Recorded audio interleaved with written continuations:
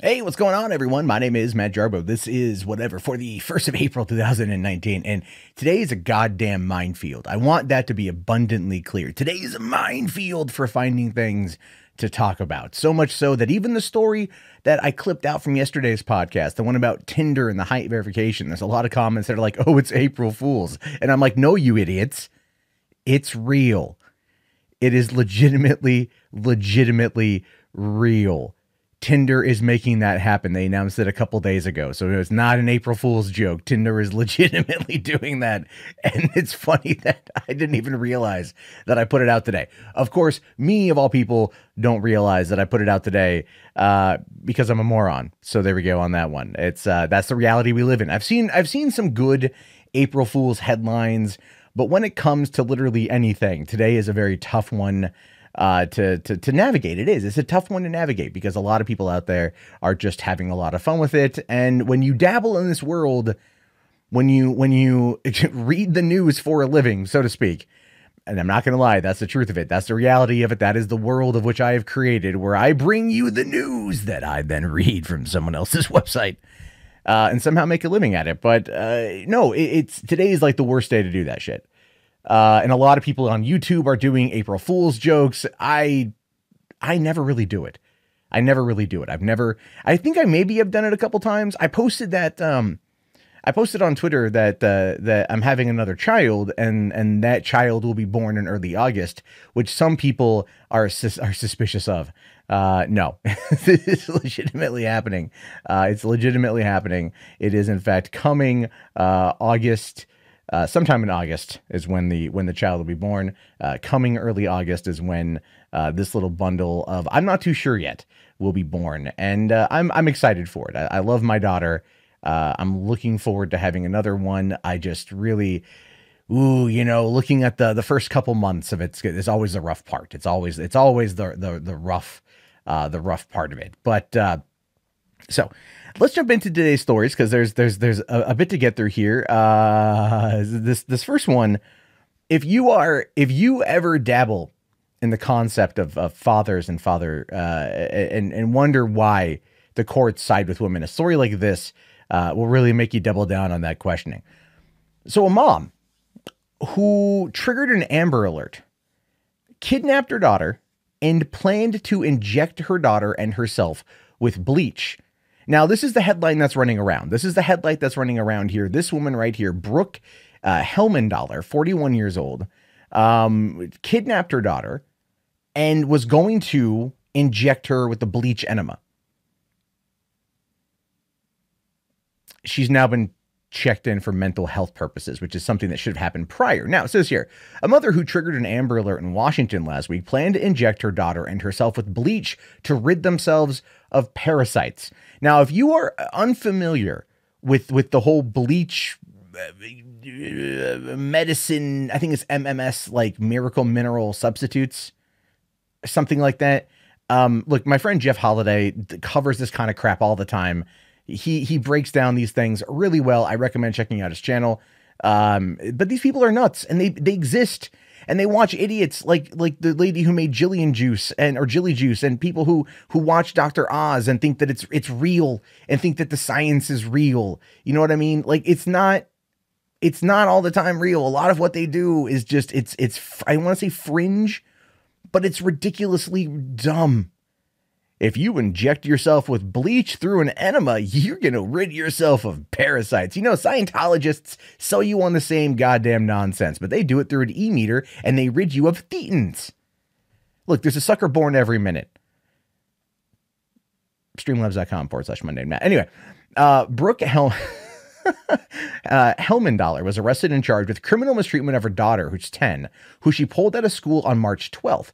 The Spokesman Review reported police in Nampa, Idaho, issued an Amber Alert on March 20th for Alyssa Helmendaler, a day after she was last seen at a hotel. Authorities at the time said they feared the girl may be in danger due to Brooke's recent threatening behavior. Now, mental illness is ultimately nothing to make fun of. And even people who seek out these types of alternative medicines and crazy theories and I'm going to inject bleach in my butt. Those kind of people, like, they are seeking something. They are. So I don't want to demonize them entirely, but they are seeking something. That's where it's at. Now, Hellmandaler took Alyssa out of school earlier this month and told a staff member that she and her daughter would be staying in a hotel because of a parasite and insect infestation at their house. The staff member, however, also noticed that the mother's car seats were covered with protective plastic. Now, back in the day, we had, like, everyone has a family member that has a living room where all the furniture is covered in protective plastic. So we all have crazy people like that in our family. But the car seats, yeah, that's going a tad too far. The 41-year-old later told police that she planned to inject bleach in her daughter and herself. Police also found bleach, charcoal, and materials to perform enemas, according to the newspaper. She's going to do a bleach charcoal enema. I don't know about you, but that's mintily refreshing. It's not at all. The mother-daughter duo was located in Cheney, Washington, a short time after the Amber Alert was issued. The 10-year-old was placed in CPS custody following the arrest. The mom later told police that she was suffering from health issues and initially sought medical help, but believed doctors were not listening to her. She was then taken to a hospital for mental health evaluation. Now, my question to that is simply this. Is this woman, are we going to find out, at least through some reporting, that when she believed that medical doctors were not listening to her, that she then turned to YouTube and found YouTubers who were talking about this? Because there is a whole world out there, a whole subsection of YouTube that talks about this kind of crap. From like it's legitimate, it's not crazy, it's real, bleach will fix your body mentality. It's insane. It's absolutely insane. But it's just the world we freaking live in here. Now, here's where it gets a little bit bad, at least for the father's perspective. Her husband, John Hellmandaler, was also being investigated for child endangerment after he did not appear about his daughter's disappearance, or maybe didn't appear to care about his daughter's disappearance. I don't know. This is a typo. When he discovered an Amber Alert was issued, he told police, "That's not going to make me look good." You think, John? Your daughter is gone. Your wife checked her out of school. You appear in some fashion, I don't know, to care or not care. I don't know. The article, Catherine Lamb screwed it up on Fox, a typo. Where's the editor? But you didn't care. You just like, oh, that's not going to make me look good. No, it's not, you dumbass. It's not.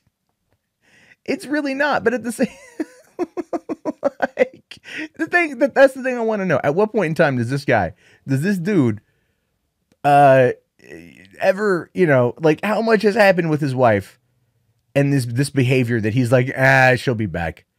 That's just, it's not good. It's not good. But hey, listen, at least they're safe.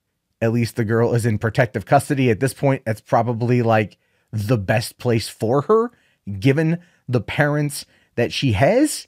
So let's leave it at that. And let's be happy that this woman will get the help she needs and not a bleach charcoal enema. Because I can only imagine how much that would just really freaking hurt. Speaking of some craziness here. I'm not going to lie. First things first, I want to say this came out on April 1st. It's from the BBC. It appears to be real. And knowing what I know about some people and their belief structure, this comes across as realistic. But apparently Harry Potter books are being burned by Polish priests who are alarmed by magic. Harry Potter books are being burned because priests in Poland fear magic. Dear God, keep them away from the entire Witcher series. They will just, spontaneously combust via spiritual immolation. Now, Catholic priests in northern Poland have burned books they consider to be sacrilegious, including ones from the Harry Potter Boy Wizard series. You gotta love the BBC there. including ones from the Harry Potter Boy Wizard series. But it's been around for 20 years, coming up, a long time. Technically, in the canon of the books, the character of Harry Potter is like a year older than me. at this point in time, by the way. That's how long those books have been around. Now, an evangelical group, the SMS from Heaven Foundation, is that like Texts from Heaven? Is Eric Clapton gonna cover that?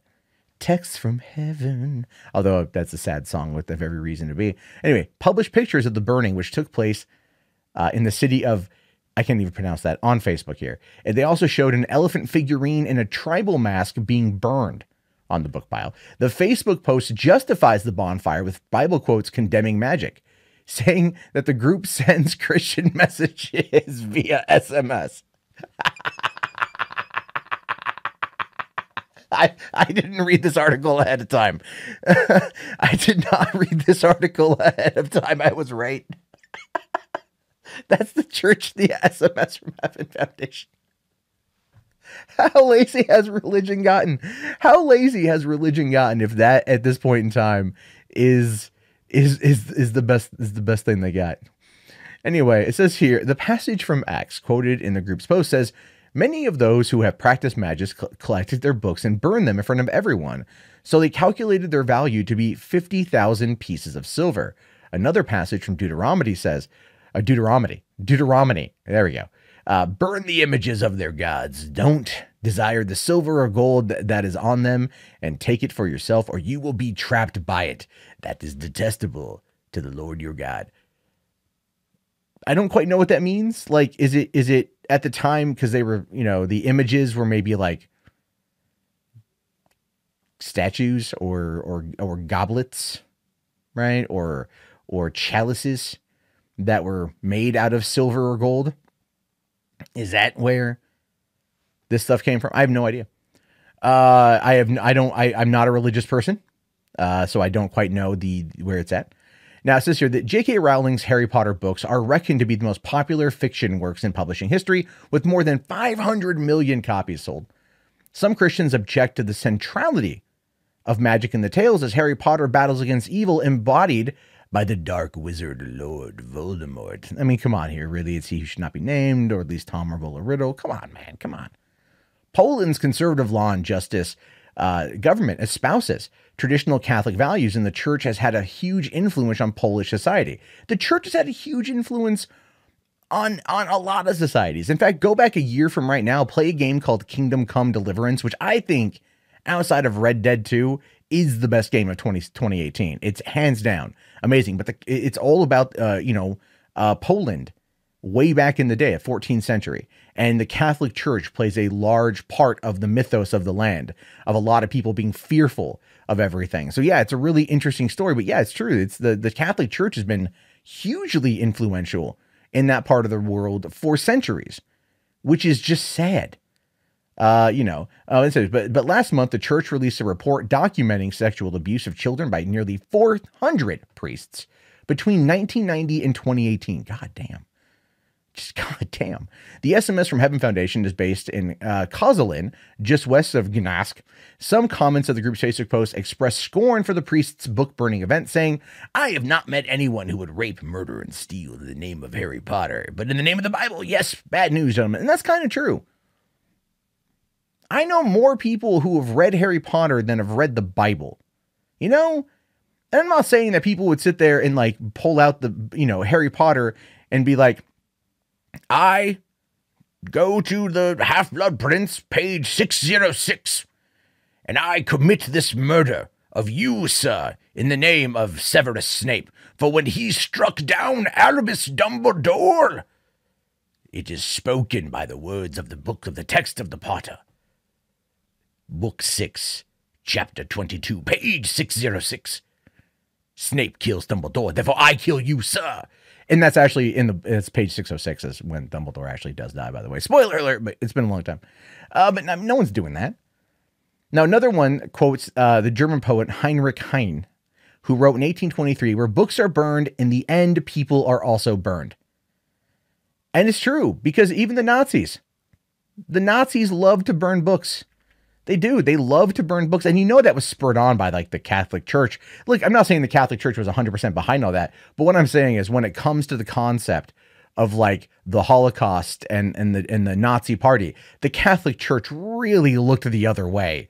You know, they really looked the other way in a number of angles. So yeah, when you have priests, you know, that text you messages from God, and that's considered, you know, holy activity, burning books, especially Harry Potter books, that's not a good sign. Okay, we talk a lot about like the regressive left, you know, the regressive left that spends all their time like, no, right? We got to go back to 1964 segregation, because they do that. We see the same nonsense coming from these religious groups that are like, we need to burn all the books. We need to keep people from reading and exploring and imagining and being themselves. Why? Because it's all about control and power. Look, I'm sorry if you are mad at me for criticizing the Catholic religion. I don't care. Have your faith, but walk the fuck away from organized religion. If you support any form of book burning, like the previous story, you probably also support getting a charcoal bleach enema on your ass. So I don't really trust your judgment at this point in time. I'm sorry, I don't. Burning books, not the answer. Having conversations and discussions is the answer. Thankfully, most people aren't like that. Just to be clear, most people aren't like that. Most are chill as shit. But yeah, this is a stupid situation. Speaking of dumb things, dumb YouTuber acts, right? Because you gotta love what YouTube brings. It brings a lot of toys, a lot of boys to the yard come for that YouTube milkshake, if you know what I mean.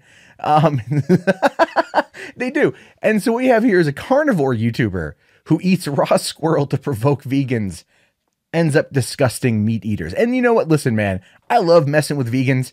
I do. You know, like, I think it's funny to mess with vegans, but even this is a situation where I'm like, for one, it's squirrel. It's pretty gamey. Two, what? Like this, you're just looking like an asshole at that point. Like, hey, vegans, squirrel, anyone? Hom nom nom nom nom nom. I am mocking you. No, you're mocking yourself, and you're embarrassing the rest of us. Now, a carnivore YouTuber named Gatis Lagzanins, better known as Svirge, ate a raw squirrel at a vegan market to provoke vegans, but disgusted meat eaters instead. Now, he held an anti-vegan demonstration at Soho's vegan market last weekend while being surrounded by fellow meat eaters who held "Eat animal fats, don't die" sign. Why? Like, yeah, like, fine. Provoke them that way. Cool beans. That's perfectly goddamn fine. Now, clad with an anti-vegan shirt and a necklace made from a dead woodcock bird, the carnivore, this is, by the way, this website I'm pulling from is vegannews.co. So you could clearly see the bias, but I wanted to go to that source just because it'd be funnier for the words and language that they use. Clad with an anti-vegan shirt and a necklace made from a dead woodcock bird, the carnivore YouTuber began eating a furry dead squirrel in the middle of the food stands in order to taunt vegans. However, his stunt backfired as meat eaters who support the vegan market got freaked out instead of craving meat. Yeah, because no one in civilized society is going to watch a dude munch on a raw squirrel and go, you know what? That sounds good. I mean, you're in Soho, so it better be kosher. If not, you're kind of this like really limiting your market. But no, really, it's dumb. No one's gonna sit there and look at it like, you know, like I like cow, I like beef, I like steak, I like pork. You know, I like sausage, I like chicken, I like all the meats. Clearly, I'm a rotund American. Of course, I like meat. The point is, and carbs. Let's not forget about carbs. But no, it's so dumb. It's so dumb. Now, according to Metro, this is how I looked up that this is not a fake article. This really happened. According to Metro, a non-vegan passerby said, "What the fuck is going on?" While another added, "Why are you doing this? I eat meat, but I don't do this." Exactly. You do not get the normies on your side by acting like an absolute madman. The message is that veganism is malnutrition, and the reason why I and other people eat raw meat is to show what humans eat in nature: Sure, but we're not really like at a point in society anymore where that's a necessity, that's a requirement, where we live in dung-filled huts in the middle of the woods. We don't do that anymore. Like, we have gas stoves. So look, if you want to eat squirrel, I'm not really against eating squirrel, but we have the proper utensils and capabilities to cook it properly, so therefore you do not get diseases. You see, I mean, like, there's a whole train of thought here that just never went into this guy's actual belief structure, which doesn't really surprise me. Now, another protester who claimed to be ex-vegan said, "We've evolved for millions of years on animal products, so it's a fallacy that we can suddenly just eat plants." And the truth of the matter is this: you should eat both. All right, being an omnivore is the best course of action. I'm not against vegetarianism. I've actually been kind of exploring it to an extent, just as like a cleanse of my own system. But that's just my own personal thing. But I'm not going to sit there and force anyone else to do it. And even then, I'm probably going to freaking cheat. Because listen, there's, as much as I love salad, carne asada burrito is my kryptonite. You give me that, it's done. It's one of the reasons why, like, not living in Southern California is a good thing for me right now. So anyway, speaking about anti-vegan demonstration, vegan Adam Pross said on the Facebook group, massive shout out to the staff at Unity Diner who handled the lunatic Severge and his anti-vegan gang turning up brilliantly yesterday. AKA they locked the doors and we ignored the F out of them, making their protest limp and pathetic. Of course, they're going to try to claim limp and pathetic. They're vegan. Half their food is soy. Anyway, I'm just saying that, it's, people are talking about what this guy did. So it's not like it was limp and pathetic, but it did probably not accomplish the goal it wanted to accomplish, predominantly because it's stupid. It's so ridiculously, remarkably stupid to act like this. But hey, you know what? Vegans and anti-vegans are in an eternal struggle with each other. And this is just another example of why, centrism works. Just saying. I understand that we're in an age now where being centered politically is not considered sexy, but perhaps it's also the most normal and best way to go about doing anything. Perhaps. But that, of course, is a discussion for another time.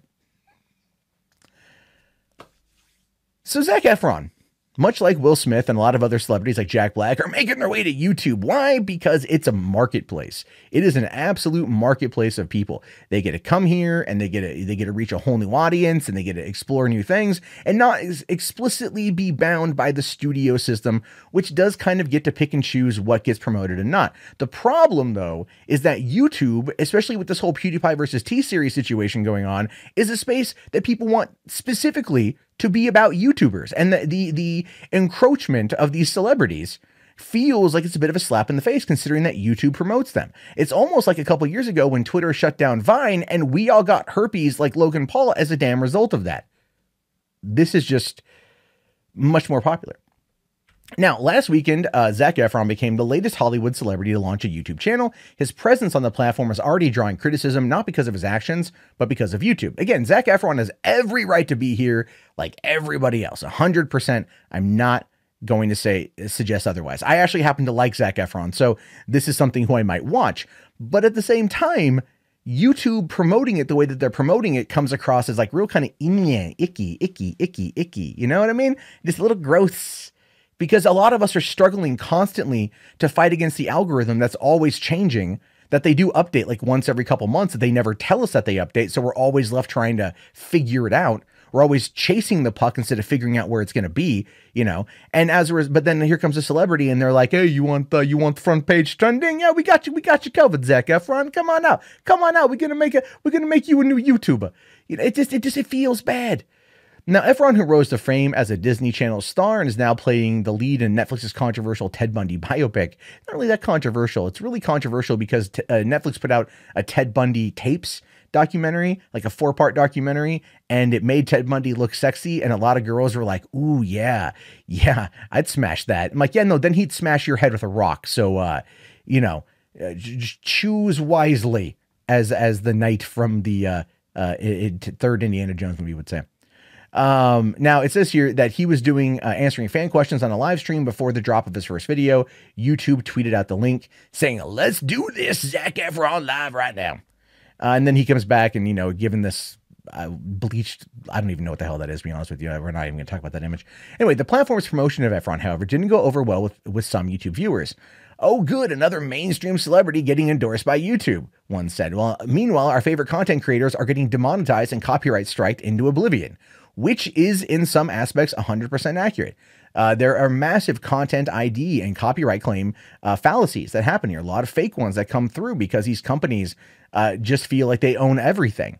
You know, there are people out there who sampled music that are now being shut, having their entire channels hit. It's one of the reasons why you have to be very careful in this world. Very careful. Like, at least here in America, when it comes to fair use, it's definitely, you know, it's definitely something. Like, I'll give you guys an example. Like, a few months ago, someone tried to DMCA my channel because I looked at an article and it was fake. The whole thing was fake. I reached out to the journalist, confirmed with him that it wasn't him who had submitted this legally binding document to YouTube, right? So then that information is now in the hands of the FBI, and that person is now being investigated. So wow, woohoo on that one. Anyway, another person here says, a big time celebrity gets endorsement from YouTube, a platform made to support small time creators. Again, this is a true statement. Another said, man, let's feature maybe some new non-famous creators more often. Or how about just people who aren't already famous in general? Let's keep the you and YouTube. And that is the biggest thing. That is the biggest part of it. YouTube is trying to move away from the you and YouTube. That's what it feels like. You know, and as I have said, anyone who survives 2019 is going to be in a much better place than not, because things are changing rapidly, and a lot of people out there are very much just in like this weird position. Now, as mentioned above, Efron, who has 203,000 subscribers, that's kind of low, to be fair. Certainly not the first high-profile actor to join. Will Smith, 4.9 million. Jack Black, 4 million, also have channels. Black and his down-home, lo-fi gaming content have largely escaped backlash, but Smith faced criticism when YouTube featured his 50th birthday bungee jump in its 2018 rewind, the most disliked YouTube video of all time. Now, the thing that keep an eye on that one right there, because we're in a new quarter now. And YouTube always does something big in April, not April Fool's related, but definitely big in April. So keep an eye out for what happens with that, because it could be very interesting. Now, the conversation about independent creators' ability to reign on YouTube is also not new. PewDiePie, YouTube's biggest longtime creator, just conceded defeat in his battle against Bollywood production company T-Series, which began catching up to his massive subscriber count last year. During the fight with a number of top YouTubers, including Markiplier, Jacksepticeye, and Mr. Beast, became involved in promoting PewDiePie's channel in an effort to keep him as YouTube's top creator rather than a company. And that's the thing. That's the thing is we're at a point now where, look, people like Zac Efron, again, nothing against Zac Efron here, but the dude's kind of his own. He's a brand, right? He's a brand, and he comes on in and YouTube promotes it. When you've got little creators that are trying like crazy, they do 7 days a week. They don't stop. They work constantly, and they burn themselves out trying to make it on this platform, and they get no help from the platform, no help at all. Ends up, seeing this, it just discourages them. And YouTube every time is all like, well, you know, we're about the you and creator. We're about the you and creator. We really want you to do well. We really want you to grow. We want you to build. We want you to be massive. They say they want that all the time, but you know it's not necessarily true. And this kind of shows it. And again, I just want them to like start actually really, really, really like paying attention to this shit in a way that is going to be good for everybody, but who knows? I mean, I don't know if they're ever going to fix it. Like I said, 2019 is going to be a year. It started in 2017 with the adpocalypse.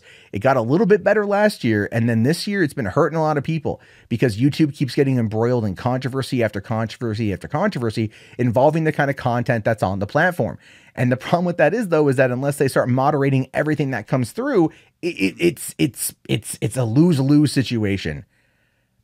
So at this point, you know what? I just want to say thank you guys for watching this either live or on the VOD or when it's clipped out. I really appreciate you. I really honestly do. You guys are the reason why I get to do this. And that to me it means the world to me. So thank you very much. And if you are a content creator that's getting discouraged, just keep trying. All right. Like, don't let Zac Efron is Zac Efron and he'll always be Zac Efron. But you could be the next PewDiePie. You could be the next Markiplier. You could be the next Zac Efron. Who knows? Don't stop if this is your dream. Just learn and research and study is all I can say at this point in time. And that's the best way to get ahead.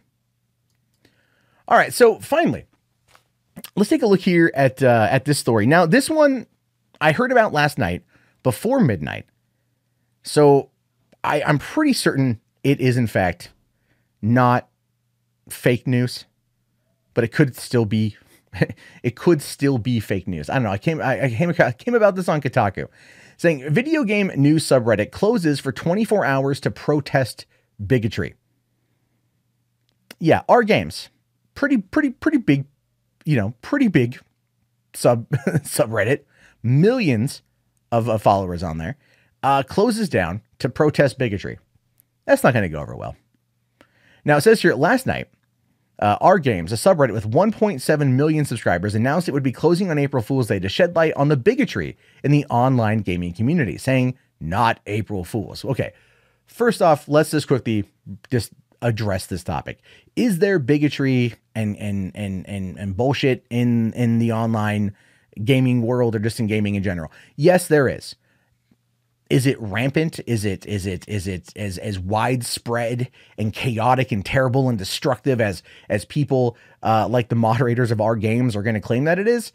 No, it's not. It's simply not, and it's been proven time and time again, multiple times. Gamergate was a war waged over it, more or less as a result, and that's kind of where it's at. And unfortunately, even though it's been all these years and all this proof of it not being a reality, they keep trying to argue that it's a reality. It ain't real, buddies. Now, they say here, this April Fool's, we decided to take things a little bit more seriously and shed some light on a growing, pervasive issue that has affected the community of Our Games and the gaming community as a whole. Through certain memes, such as Gamers Rise Up, really? Whatever. Surrounding gaming are largely viewed as humorous interpretations of a mindset. At the core of the humor is a set of very serious issues that affect all gaming enthusiasts. By showing disdain or outright rejecting minority or marginalized communities, we become more insular. But the thing is, though, in gaming, no one gives a shit who or what you are. And that's been, again, proven time and time again.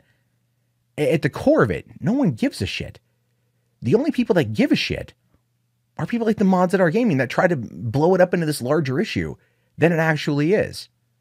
Now, if someone is denigrating somebody else based upon their gender or their race or their sexuality, then by all means, call that person out. Call that person out, but that person is not everybody. That person is that person, and that person is responsible for that person.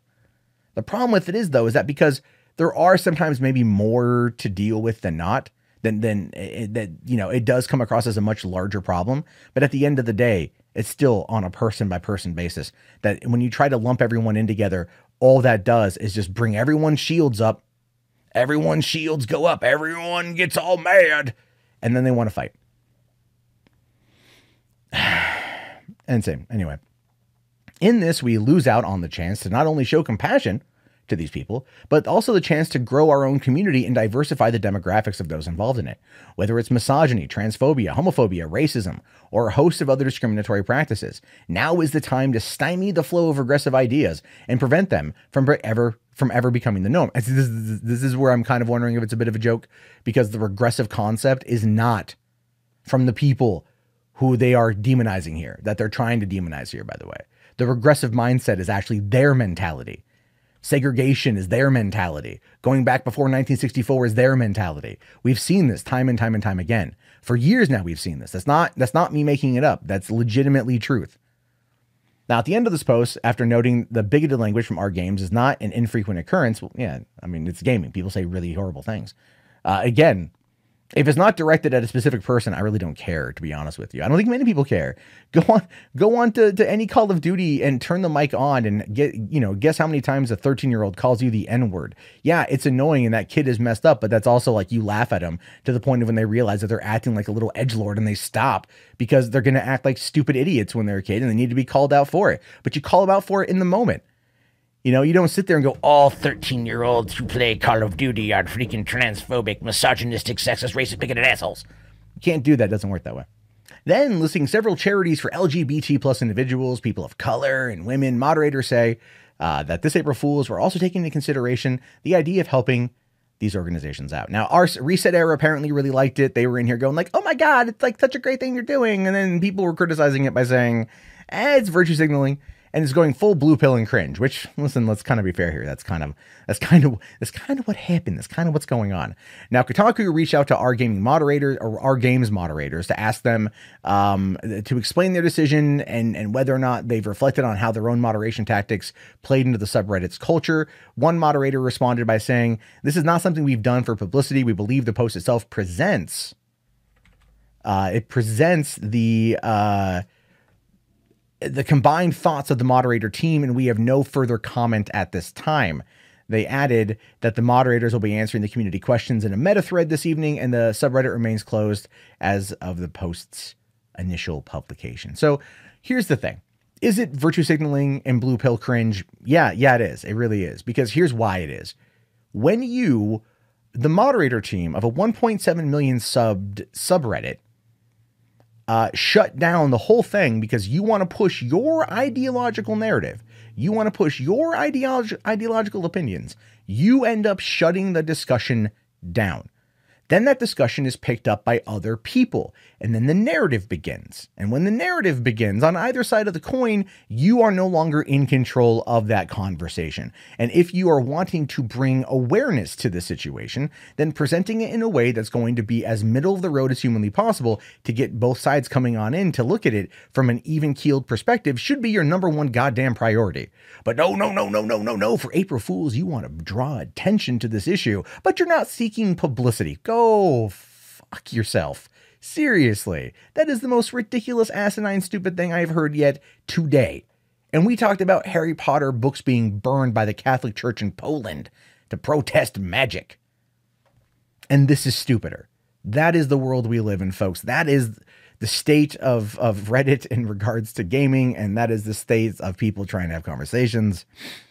There's never been a greater time to be a centrist, I think, because everyone else is so goddamn polarized that being a centrist just seems like the most, even keel perspective over everything.